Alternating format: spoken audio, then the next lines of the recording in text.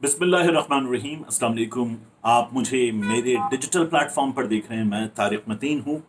इस वक्त जब मैं ये वीडियो रिकॉर्ड कर रहा हूँ तो 3:06 हो रहे हैं। अब से कुछ 2-2.5 मिनट पहले मरीम नवाज शरीफ साहिबा ने इस्लामाबाद में अदालत के बाहर खड़े होकर ये कहा कि नैब भाग गया, सच सामने आता है, झूठ टिकता नहीं है, बातिल मिट जाता है। मरीम नवाज शरीफ साहिबा ये बातें कर रही थी, नैब भाग गया। नैब ने मरीम नवाज शरीफ को तकरीबन क्लीन चिट दे दी है। ये जादू है।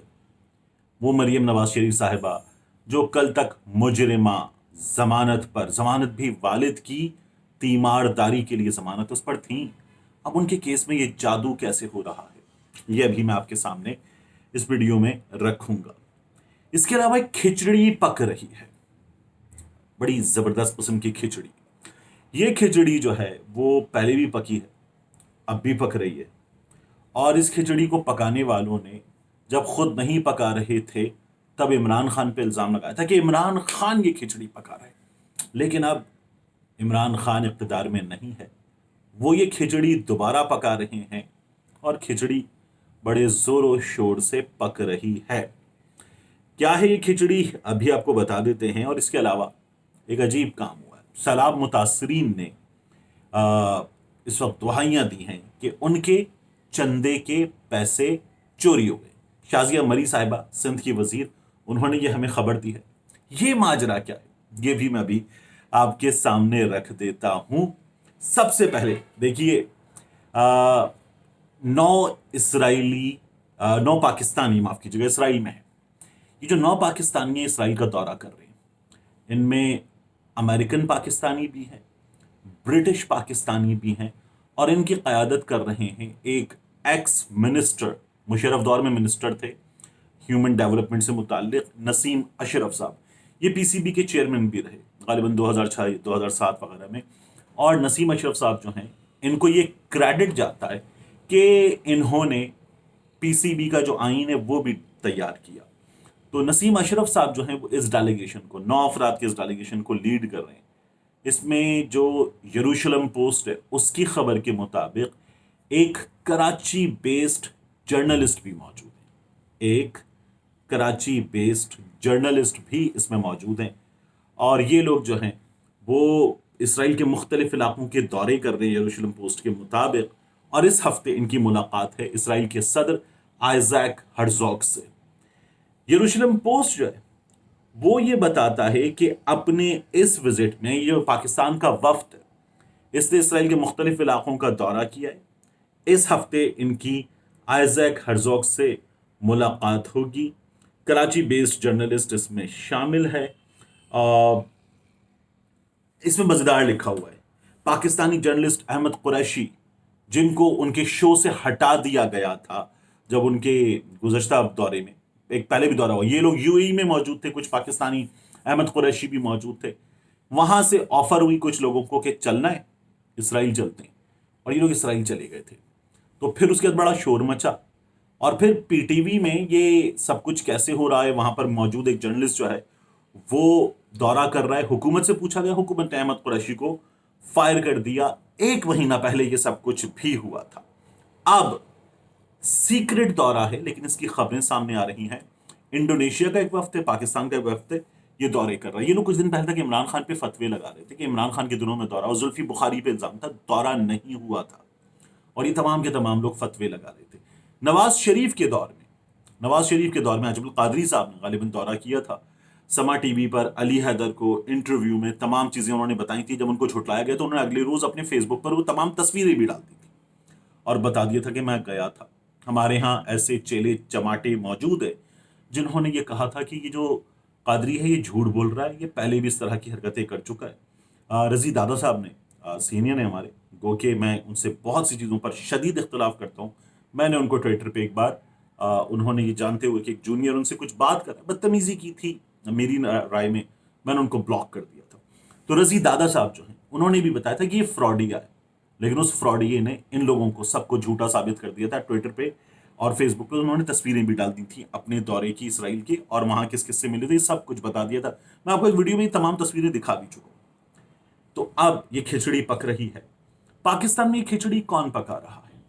پاکستان میں ایک کھچڑی جو پکانے والے ہیں وہ کچھ لوگ ہیں جو چاہتے ہیں کہ امریکہ کی خواہش کے مطابق اسرائیل سے پاکستان کے تعلقات ہو جائیں، امریکہ سے تعلقات بہترین ہوں، چین وین سے چلتے رہتے ہیں، ایران ویران سے چلتے رہتے ہیں، یہاں تعلقات بہترین ہونے چاہیے.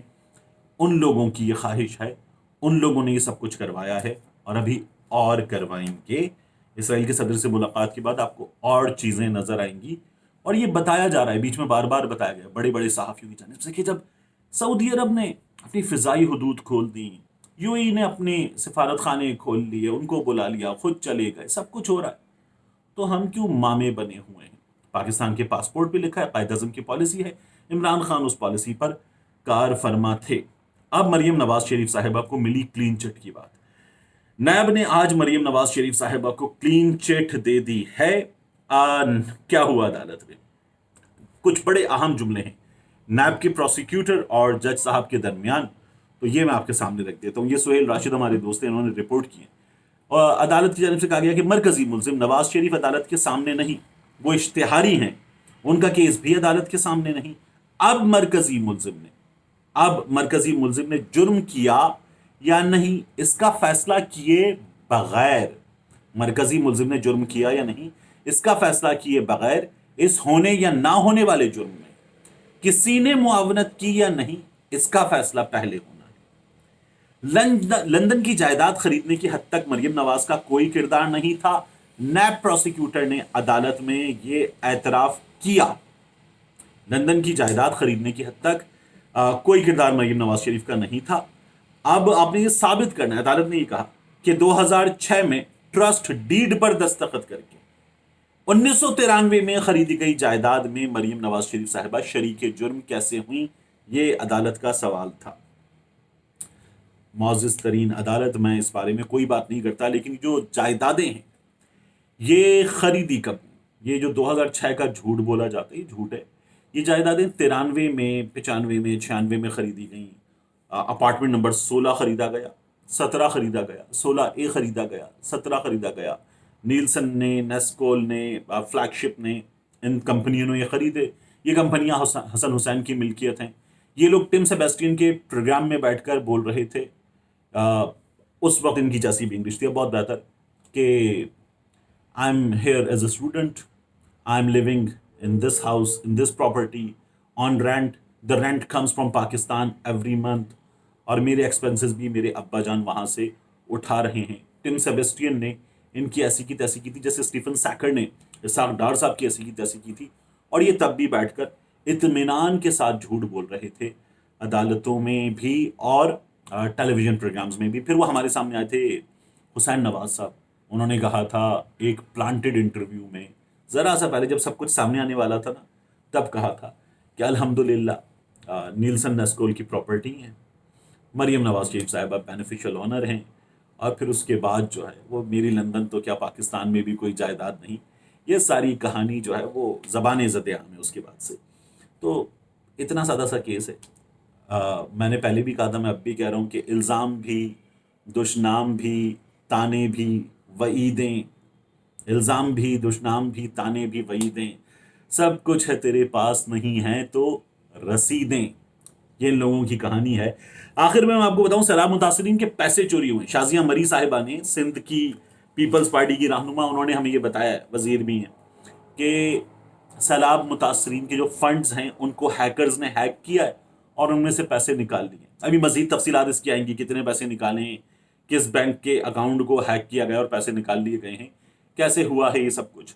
آپ کو یاد ہے کہ آگ لگتی ہے اور لگتی رہی، ہمارے ہاں بہت بار لگی. سندھ اسمبلی میں پیچھے فلانی جگہ پر موجود ریکارڈ روم میں آگ لگ گئی، فلانے دفتر میں بیسمنٹ میں موجود ریکارڈ روم میں آگ لگ گئی، ریکارڈ جل گیا. تو ریکارڈ لگنے والی آگ ہمارے یہاں بڑی لگتی ہے، سمجھدار آگ ہوتی ہے، بلڈنگ کے خاص حصے میں لگتی ہے. اب کی بار بھی یہ جو ہیکرز ہیں یہ بڑے سمجھدار ہیکرز ہیں. انہوں نے سیلاب متاثرین کے پیسے چوری کر لیے. کتنے پیسے ہوں گے اس میں؟ یعنی اگر مختلف بینک اکاؤنٹس میں پیسے جا رہے ہیں تو کسی بینک اکاؤنٹ میں اس حکومت کو، ان لوگوں کو کسی نے کتنا بھروسہ کر کے کتنے پیسے دے دیے ہوں گے. جبکہ زرداری صاحب کا اکاؤنٹ ہیک نہیں ہوتا، بلاول صاحب کا اکاؤنٹ ہیک نہیں ہوتا، نواز شریف کا، شہباز شریف کا، آپ نے خبر سنی ان کا اکاؤنٹ ہیک ہو گیا، ان کے اکاؤنٹ میں سے پیسے چوری ہو گئے. यहाँ तो हम क्या सुनते हैं, वो वजीर फुल पोटो, उसकी राइस मिल से 1500 खैमे भी निकल रहे हैं, इमदादी सामान भी निकल रहा है, फिर एक और वजीर के गोदाम से, वहां से डेरे से मुसलसल टेंट्स निकल रहे हैं, चीजें निकल रही हैं, और ये मुसलसल चोरी हो रही है।